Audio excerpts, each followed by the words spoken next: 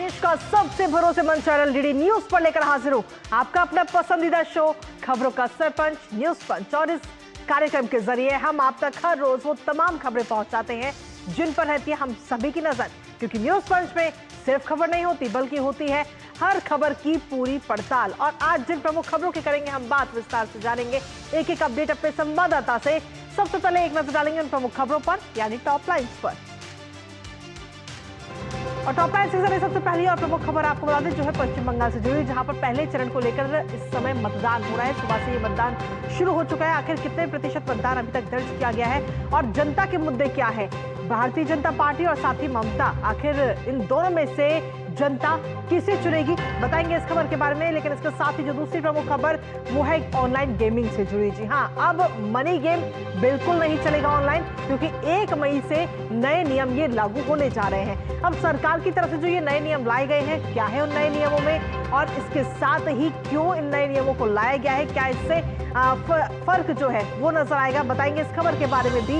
इसके साथ ही जो तीसरी प्रमुख खबर अंतर्राष्ट्रीय जगत से जुड़ी, जहां नाइजीरिया में खौफ का तांडव देखने को मिला और उग्रवादियों ने कहर बरपाया। एक नहीं बल्कि 2 गांवों को सीधे तौर पर इस दौरान नाइजीरिया में निशाना बनाया गया और यहां पर 20 लोगों की हत्या कर दी गई। बताएंगे इस खबर के बारे में भी विस्तार से आपको। तो चलिए शुरुआत करते हैं पहली और प्रमुख खबर के साथ। पश्चिम बंगाल की जमीन पर सियासत का पारा इस समय चढ़ चुका है और आज पहले चरण को लेकर वोटिंग सुबह से ही जारी है, जहां आपको बता दें कि इस समय 152 सीटों पर मतदान हो रहा है और कई दिग्गजों की किस्मत आज ईवीएम में कैद हो जाएगी। अब ऐसे में हर किसी की जुबान पर एक ही सवाल है कि क्या टीएमसी सत्ता में रहेगी बरकरार या फिर इस बार बीजेपी करेगी बड़ा वार। सुबह से ही अलग अलग पोलिंग स्टेशन पर कई सारी तस्वीरें सामने आ चुकी हैं, जिनमें लंबी लंबी कतारों में खड़े हुए मतदाता अपनी बारी का इंतजार कर रहे हैं। और ऐसे में एक तरफ ममता बनर्जी का मजबूत किला तो दूसरी तरफ भारतीय जनता पार्टी का आक्रामक अभियान। कुल मिलाकर पहले चरण का दंगल शुरू हो चुका है और ऐसे में देखना यह होगा कि इस बार पश्चिम बंगाल में किसका मंगल होगा और किसके हाथ पहले चरण में या पहले उसमें जीत की पतंग लगेगी। पहले चरण में मतदान करने के लिए नेताओं ने वोटर से भी अपील की है, वो भी आपको दिखाएंगे और साथ ही वहां की ताजा तस्वीरें आपको दिखाएंगे ग्राउंड पर मौजूद अपने सहयोगी के जरिए। उससे पहले आपको दिखाते हैं पहले चरण में आखिर कौन कौन से दिग्गज चुनावी मैदान में है जिनकी राजनीतिक किस्मत आज दांव पर लगी हुई है। तो पहले चरण के दंगल की अगर हम बात करें तो जनता आखिर किसका मंगल करेगी, इसकी हम कई सारी तस्वीरें इस समय हम आपको दिखा रहे हैं। पहली तस्वीर आप देख रहे हैं नंदग्राम की और इस तरीके से 6 जगह से ये अलग अलग तस्वीरें, बीरभूम से तस्वीर सामने आई है, मालदा से तस्वीर सामने आई, सिलीगुड़ी की तस्वीर हम आपको दिखा रहे हैं। तो कुल मिलाकर लंबी लंबी कतारों में मतदाता इस समय नजर आ रहे हैं और अपनी बारी का इंतजार कर रहे हैं, क्योंकि आज मतदाताओं का दिन है और आज वो फैसला करेंगे राजनीतिक दलों का, उनकी किस्मतों का। क्योंकि आज एक तरह से देखें तो पहले चरण का मतदान और इसके साथ ही दूसरे चरण के मतदान की अगर हम बात करें तो वो है 29 तारीख को। लेकिन पहले चरण में कई सारे दिग्गजों की परीक्षा आज होनी है, जिसमें कई सारे प्रमुख नाम भी शामिल है और उन सबकी किस्मत आज ईवीएम में कैद हो जाएगी। और आज मतदाता अपने घरों से बाहर निकलकर मतदाता जो है वो अपने अधिकार का इस्तेमाल करते हुए समय नजर आ रहे हैं। हालांकि राजनीतिक दलों के जो बड़े नेता है उनकी तरफ से भी अपील की गई कि जो पश्चिम बंगाल में पहले चरण की में समय वहां पर अपने घरों से बाहर निकले और मतदान जरूर करें। लेकिन आज अगर हम देखें तो आखिर कौन कौन से दिग्गजों की परीक्षा आज होने वाली है, एक नजर उस पर भी डाल लेते हैं, क्योंकि इसमें खासतौर पर अगर हम देखें तो नंदीग्राम सीट से भारतीय जनता पार्टी ने शुभेंदु अधिकारी को चुनावी मैदान में उतारा है और वो अपनी किस्मत आजमाते हुए नजर आ रहे हैं। इसके साथ ही इसके बाद अगर हम देखें तो इनके सामने सीधा मुकाबला पवित्रा कर का, जो कि नंदीग्राम से ही तृणमूल कांग्रेस से ने उन्हें चुनावी मैदान में उतारा है। दिलीप घोष और इसके साथ ही भारतीय जनता पार्टी ने दिलीप घोष को चुनावी मैदान में उतारा है। बरहामपुर सीट की अगर हम बात करें तो कांग्रेस की तरफ से अधीर रंजन चौधरी इस बार चुनावी मैदान में ताल ठोकते हुए नजर आ रहे हैं। तो ये वो दिग्गज हैं जो जिनकी चुनावी किस्मत जो है वो आज ईवीएम में कैद हो जाएगी। आसनसोल दक्षिण से अग्निमित्रा पॉल को भारतीय जनता पार्टी ने चुनावी मैदान में उतारा है और उनकी किस्मत भी आज दांव पर है। दिनहाटा सीट की अगर हम बात करें तो तृणमूल कांग्रेस ने उदयन गुहा को चुनावी मैदान में उतारा है और वो वहां पर इस बार चुनाव लड़ते हुए नजर आ रहे हैं। इसके साथ ही बात करें मोलय घटक की तो आसनसोल उत्तर से तृणमूल कांग्रेस ने उनको चुनावी मैदान में उतारा है, उनकी किस्मत भी आज ईवीएम में कैद हो जाएगी। और कांटे की टक्कर की अगर हम बात करें तो कौन कौन सी ऐसी प्रमुख सीटें हैं जहां पर कांटे की टक्कर देखने को मिल रही है वो भी आपको बता दें। इसमें अगर हम खासतौर पर देखें तो बरहामपुर जहां पर तृणमूल कांग्रेस और साथ ही कांग्रेस की आमने सामने की कांटे की टक्कर है। और इसके साथ ही जो अगली सीट है वो है नंदीग्राम सीट, पवित्रा कर और साथ ही शुभेंदु अधिकारी जो इस बार चुनावी मैदान में है। लेकिन इसके साथ ही कई सारी ऐसी सीटें हैं जो जिन पर इस बार कहीं ना कहीं कांटे की टक्कर है और हर किसी की नजर इन सीटों पर बनी हुई है। माथाभांगा सीट की अगर हम बात करें तो बीजेपी और टीएमसी दोनों के बीच में इस बार कांटे की टक्कर देखने को मिल रही है। इस सीट से भी दिनहाटा सीट जहां उदयन गुहा और अजय राय के आमने सामने की टक्कर है सीधे तौर पर टीएमसी और भारतीय जनता पार्टी के बीच में। और बहरामपुर सीट नारूगोपाल मुखर्जी जो कि तृणमूल कांग्रेस से हैं और अधीर रंजन चौधरी जो कि कांग्रेस से चुनावी मैदान में है इस बार। तो इन सभी के दिग्गजों की किस्मत जो है वो इस बार हो जाएगी ईवीएम में कैद और इसके नतीजे आएंगे 4 तारीख को, जिसका हम सभी इस बेसब्री से इंतजार भी कर रहे हैं।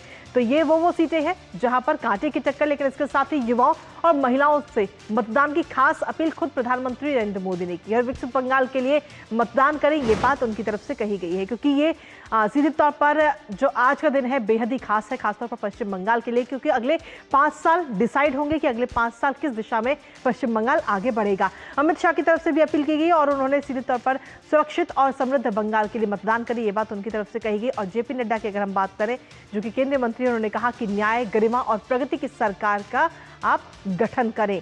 ये तमाम बातें उनकी तरफ से कही गई हैं। इसके साथ ही राहुल गांधी की अगर हम बात करें तो राहुल गांधी की तरफ से भी इसको लेकर पोस्ट किया गया। उन्होंने भी मतदान की अपील सभी से की है। राहुल गांधी ने कहा कि न्याय और गरिमा के साथ आप मतदान करें, दृढ़ विश्वास के साथ मतदान करें।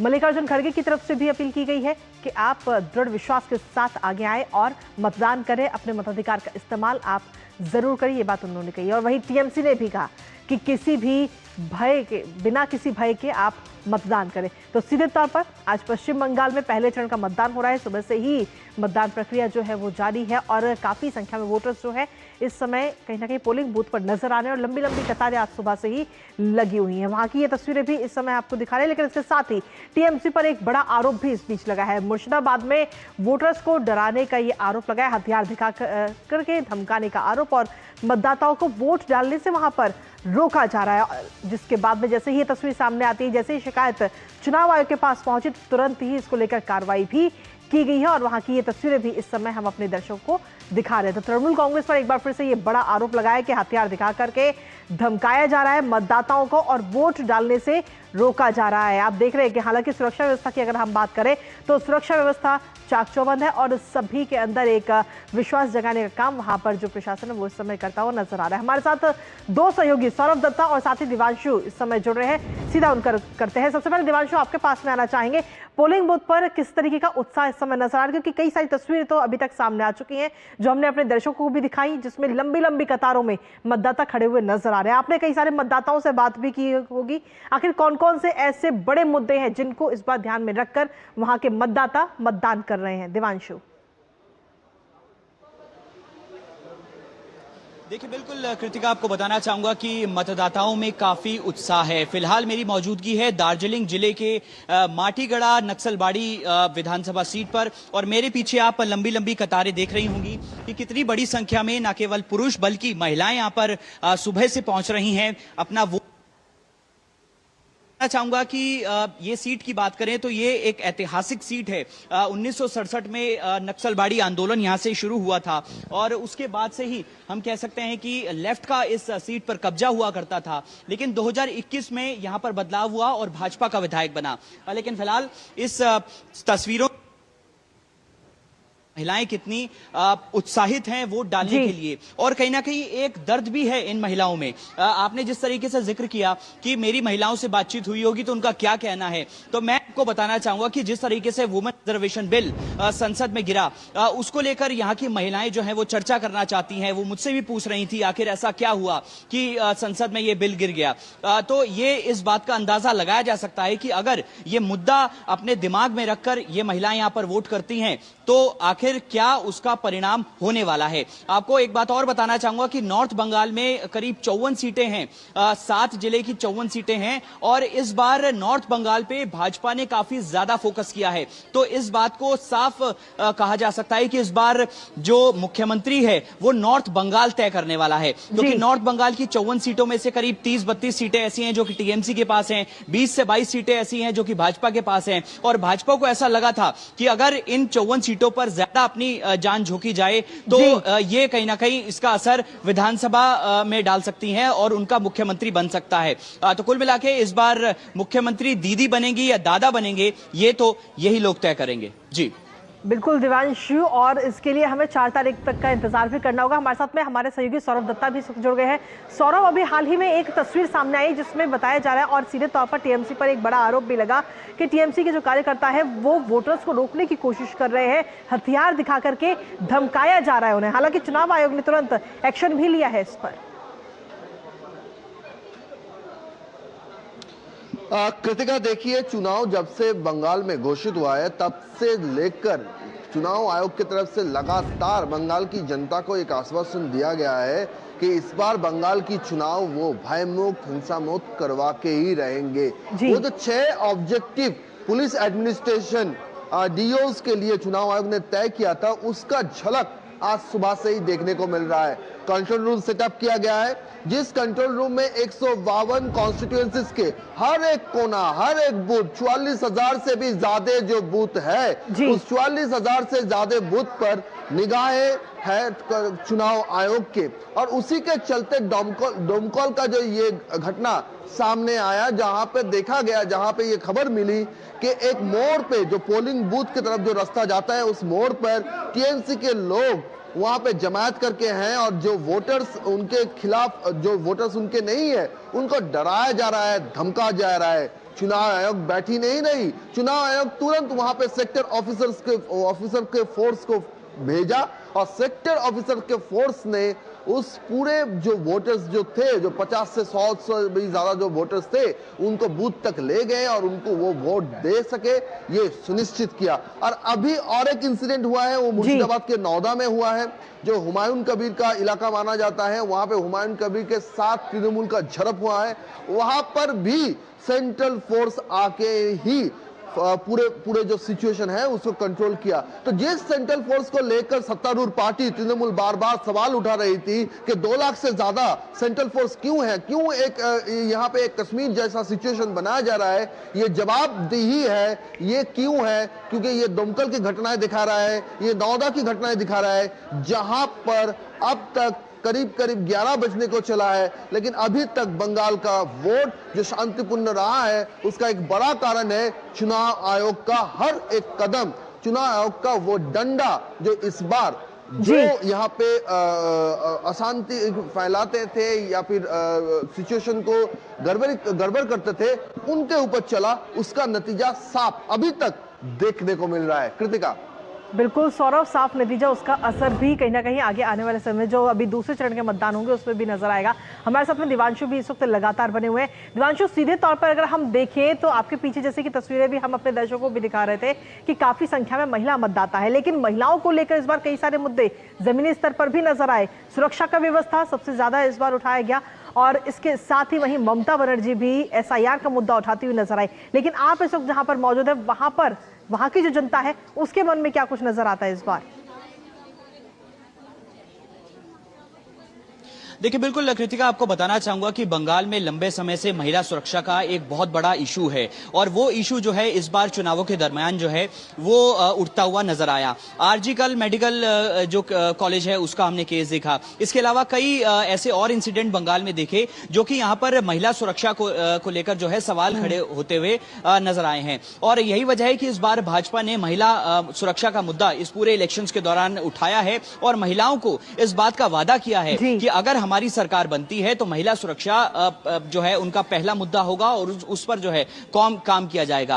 और कहीं ना कहीं वुमेन रिजर्वेशन बिल, जिसका मैंने आपको थोड़ी देर पहले जिक्र किया कि वो भी एक मुद्दा जो है इस बार आखिरी दिनों में जो है इस चुनावों के दौरान जो है वो उठता हुआ नजर आया। पीछे महिलाएं देखें, एक बार फिर मैं आपको तस्वीरें दिखाना चाहूंगा कि महिलाएं जो है वो कहीं ना कहीं बड़ी संख्या में यहाँ पर वोट कर रही हैं। कुछ युवा महिलाएं, इनसे बातचीत करेंगे, कोशिश करेंगे बातचीत करना चाहें। महिलाओं से जुड़ा जो इशू है, सुरक्षा से जुड़ा, क्या इस बार चुनावों में आप लोगों के दिमाग में है? वोट करने से पहले क्या कुछ इश्यूज हैं महिलाओं के?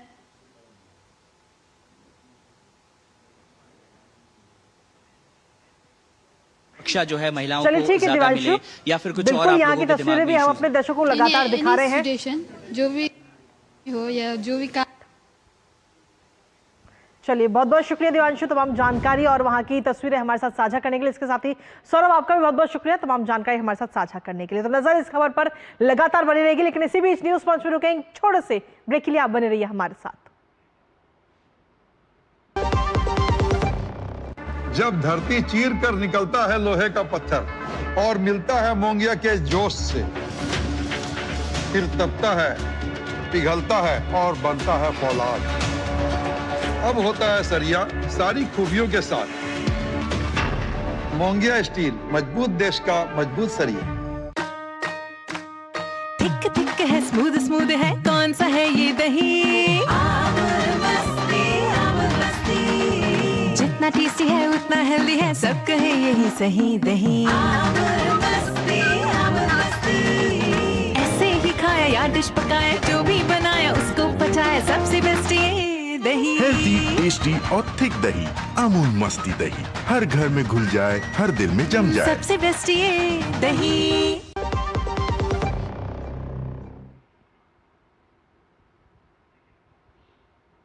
और ब्रेक के बाद एक बार फिर से स्वागत है आप सभी का। और अगली महत्वपूर्ण खबर आप सभी से जुड़ी हुई है, क्योंकि अगर आप बैटल ग्राउंड्स मोबाइल इंडिया जैसे ऑनलाइन गेम्स में अगर घंटों बिताते हैं या फिर ई स्पोर्ट्स की दुनिया के दीवाने हैं, तो ये खबर आपकी चौंकाने करने वाली है। जी हाँ, क्योंकि अब गेम सिर्फ एंटरटेनमेंट नहीं रहा, बल्कि ये बन चुका है एक बड़ा कारोबार और कई मामलों में खतरे की घंटी भी। ऑनलाइन गेम्स की लत, पैसों का नुकसान, फ्रॉड और खास तौर पर बच्चों से लेकर बड़ों पर भी इसका खराब असर पड़ता है। और इन सब के बीच सरकार ने एक बड़ा कदम उठाया, जिसके तहत 1 मई से देश में लागू हो रहा है नया ऑनलाइन गेमिंग एक्ट 2025। यानी अब बिना सरकारी मंजूरी के कोई भी गेम भारत में नहीं चल सकेगा। हर गेम, हर कंपनी सरकार की नजर में होगी। नई online gaming authority of India ये तय करेगी कि आखिर कौन सा गेम सुरक्षित है और कौन बन सकता है खतरा। सरकार के इस फैसले को लेकर करेंगे चर्चा अपने सहयोगी से। उससे पहले आपको दिखाते हैं, आ गया नया गेमिंग एक्ट।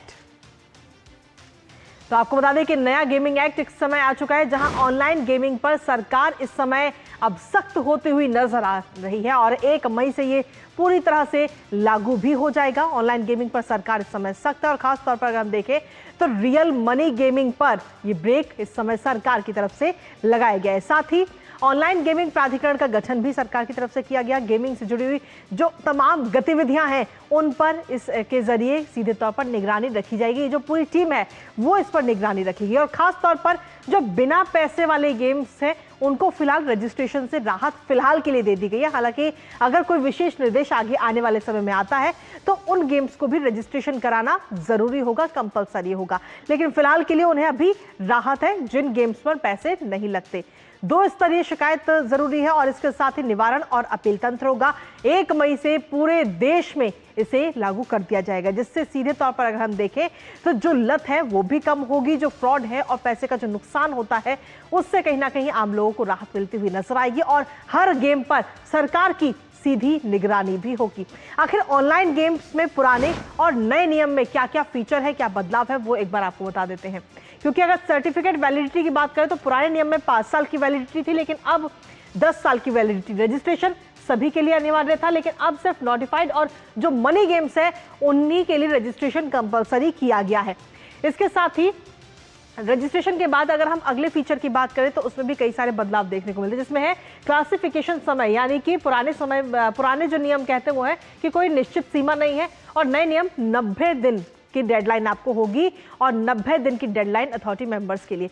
क्लासिफिकेशन समय की बात करें, क्लासिफिकेशन समय के बाद में अथॉरिटी मेंबर, यानी कि पुराने नियम में कम सदस्य, लेकिन जो नया नियम आया है जो कि 1 मई से लागू होगा उसमें 6 सदस्य गृह मंत्रालय के भी शामिल होंगे इसमें और सीधे तौर पर अथॉरिटी मेंबर को लेकर ही आया। लेकिन इसके साथ ही दंड और जुर्माने के प्रावधान की अगर हम बात करें तो उसमें भी बदलाव देखने को मिला है। क्योंकि ऑनलाइन गेम्स की अगर जब हम बात करते हैं तो ऑनलाइन मनी गेम्स की पेशकश में 3 साल तक की जेल और साथ ही 1 करोड़ रुपए तक का जुर्माना इसमें निर्धारित किया गया है ऑनलाइन मनी गेम्स की पेशकश में।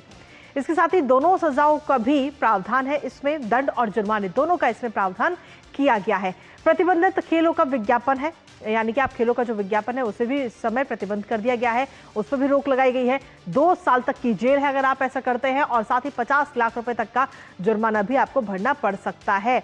वित्तीय लेन देन पर सीधे तौर पर ये रोक लगाई गई है, यानी कि अगर वित्तीय लेन देन पर 3 साल तक की जेल और साथ ही 1 करोड़ रुपए तक का जुर्माना लगाया जा सकता है। पंजीकरण रद्द करना और नियम तोड़ने पर भी सख्त कार्रवाई सरकार की तरफ से की जा सकती है, और ये तमाम जो नियम है वो 1 मई से लागू होंगे। अब सीधा रुख करते हैं, इस वक्त हमारे साथ हमारे सहयोगी शैलेंद्र इस वक्त जुड़ गए हैं। शैलेंद्र, सीधे तौर पर अगर हम देखें तो सरकार की तरफ से जो कदम ऑनलाइन गेमिंग को लेकर उठाया गया, क्या इसके जरिए ऑनलाइन गेम्स के जो बढ़ते जो लत है उसको देखा जाए, उसको कहीं ना कहीं उसका जो नुकसान है उस पर लगाम लग सकती है, और साथ ही इस फैसले से ई स्पोर्ट्स इंडस्ट्री पर क्या नया रास्ता मिल सकेगा? शैलेंद्र देखिए कृतिका, सबसे महत्वपूर्ण बात यह है कि जो ऑनलाइन गेम को लेकर जो बिल बना था, जो अब कानून बन चुका है, इसके जरिए जो ऑनलाइन मनी गेम है यानी सट्टेबाजी जो होती थी ऑनलाइन पर, उस पर पूरी तरह से रोक है। यानी अब ऑनलाइन मनी गेम का संचालन, उसको संचालित करना, ये पूरी तरह से अपराध है, तो इस पर एक रोक लग जाएगी। क्योंकि मध्य वर्ग में एक बड़ी समस्या आई थी कि उनके बच्चे ऑनलाइन गेमिंग का शिकार हो रहे थे, और हमने देखा कि सट्टेबाजी में लोग बहुत पैसा गंवा रहे थे, तो वो पूरी तरह से रोक दिया गया। अब दूसरा पार्ट ये है कि ई स्पोर्ट्स, जिसमें सोशल स्पोर्ट्स है या फिर अलग अलग तरह के स्पोर्ट्स हैं जो ऑनलाइन खेले जाते हैं, उनको किस तरह से रेगुलेट करना है, कैसे उनको बढ़ावा देना है, उसके लिए अथॉरिटी काम करेगी। और हर गेम का एक वर्गीकरण होगा कि आप ऑनलाइन गेम खिलाते हैं, किस तरह का गेम है, क्या वो सोशल गेम है या फिर कोई अलग खेल है, तो उससे ई स्पोर्ट को बढ़ावा मिलेगा, चूँकि वर्गीकरण होगा और लोग इस बात को जानेंगे। तीसरी बात यह है कि जो ये भ्रम रहता था कि ऑनलाइन का मतलब यही है कि सिर्फ मनी गेम है, यानी उसमें सट्टेबाजी है, और जिसमें हमने देखा कि बहुत सारे परिवारों ने पैसा गंवाया और हमने बहुत सारी घटनाएं भी देखी, तो वो ऐसा नहीं है, उसको पूरी तरह से बैन किया गया है। ऑनलाइन गेमिंग में बहुत कुछ है, तो ऑनलाइन गेमिंग में ई स्पोर्ट को बढ़ावा होगा, ये एक पूरी इंडस्ट्री है, इसमें नए रोजगार भी पैदा हो रहे हैं और इससे एक तरह से कहें तो मदद भी मिलती है। लेकिन जो सबसे बड़ी चिंता थी कि ऑनलाइन मनी गेम ना संचालित हो, लोग अपना पैसा ना गंवाएं, बच्चे उसमें उस लत का शिकार ना हो, तो उसका पूरा ध्यान रखते हुए उस पर रोक लगा दी गई है। तो ये पूरी एक रेगुलेटरी बॉडी होगी जो इस बात का नियमन करेगी, देखेगी कि किस किस वर्ग में ऑनलाइन गेमिंग हो रही है। मनी गेमिंग किसी भी तरह से अलाउ नहीं होगी ऑनलाइन। जी, बहुत बहुत शुक्रिया तमाम जानकारी और अपडेट्स साझा करने के लिए हमारे दर्शकों के साथ। और इसी के साथ चलिए अब रुक करते हैं हमारी अगली महत्वपूर्ण खबर का, जहां आपको बता दें कि अब बात नाइजीरिया की, जहां से एक दुखद खबर सामने आई जिसने पूरी दुनिया को झकझोर दिया। जहां जिंदगी अपने सामान्य ढर्रे पर चल रही थी कि अचानक मौत मोटरसाइकिल पर सवार होकर गांवों में दाखिल हुई। नाइजीरिया के पूर्वोत्तर इलाके में उग्रवादियों का एक ऐसा तांडव देखने को मिला जिसने हर किसी का दिल दहला दिया। गोलियों की गूंज, आग की लपटें और चीख पुकार ने सब कुछ तबाह कर दिया। उग्रवादियों ने एक नहीं बल्कि 2 गांवों को अपना निशाना बनाया, घर जलाए, दुकानें लूटी गई और मासूम लोगों की लाशें बिछा दी गई। 1-2 नहीं बल्कि 20 लोगों को मौत के घाट उतार दिया गया। हालांकि ये कोई पहली घटना नहीं, पिछले 17 सालों से ये इलाका विद्रोह की आग में झुलस रहा है, और ऐसे में सवाल ये कि आखिर कब तक बेगुनाह लोग निशाना बनते रहेंगे। करेंगे चर्चा अपने संवाददाता से, उससे पहले आपको दिखाते हैं नाइजीरिया में बड़ा अटैक। तो आपको बता दें कि नाइजीरिया में उग्रवादियों का ये तांडव इस समय देखने को मिला है, और जहां 20 लोगों को मौत के घाट उतार दिया गया। सीधे तौर पर 2 गांवों को यहां निशाना बनाया गया है, और खासतौर पर आपको बता दें कि बोको हराम गुट जो है उस पर इस हमले का संदेह भी है। बोर्नो और अदामावा राज्य के गांवों पर यह अटैक इस समय उग्रवादियों की तरफ से किया गया है। आपको बता दें कि पुवांगू गांव में 11 लोगों की हत्या कर दी गई, और इसके साथ ही जो दूसरा गांव है मायोलादे गांव, वहां पर भी 9 लोग मारे गए। घरों और दुकानों में आग लगाई गई, खाने पीने का जो सामान है उस पर भी लूटा गया। हमारे साथ हमारे सहयोगी CS जोशी इस समय जुड़ गए हैं, सीधा उनका रुख करेंगे। CS जोशी, क्या कुछ ताज़ा अपडेट है आपके पास में, क्योंकि जानलेवा हमले जो है उनमें भी वृद्धि होती हुई इस समय नजर आ रही है। हालांकि ये विद्रोह आज का नहीं है, 17 सालों से ये विद्रोह की आग इस वहां पर देखने को मिलती है। देखिए, अगर नाइजीरिया की हम बात करें तो नाइजीरिया में बहुत आम है ये, और ये जो घटना घटी है 2 दिन पहले, ये घटना जो उत्तर पूर्वी नाइजीरिया का हिस्सा है बोर्नो के पास में, वहां पर जंगल के इलाके के पास ये इन लोगों की बस्ती थी जहां पर ये घटना घटी है। और अभी तक किसी ने इसकी जिम्मेदारी तो नहीं ली है, लेकिन जो वहाँ पर स्थानीय लोग हैं उनका कहना है कि इसके पीछे बोको हराम और साथ ही साथ जो इस्लामिक स्टेट वेस्ट अफ्रीका, जो बोको हराम का ही एक फ्रैक्शन है, वो इसके लिए जिम्मेदार हैं। तो हम देखते हैं कि लगातार नाइजीरिया में इस तरह की घटनाएं होती हैं।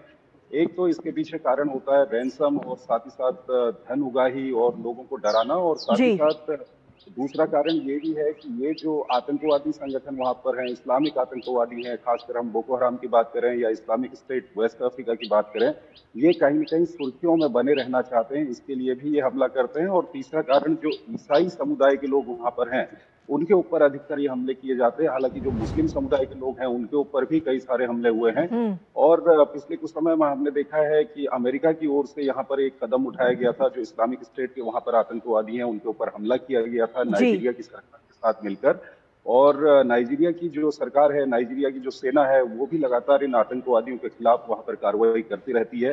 लेकिन फिर भी समय समय पर इस तरह की ये घटनाएं होती हैं और नाइजीरिया के लिए ये काफी चिंता का एक विषय है। चलिए, बहुत बहुत शुक्रिया CS जोशी तमाम जानकारी हमारे साथ साझा करने के लिए, इस महत्वपूर्ण खबर से जुड़ी हुई।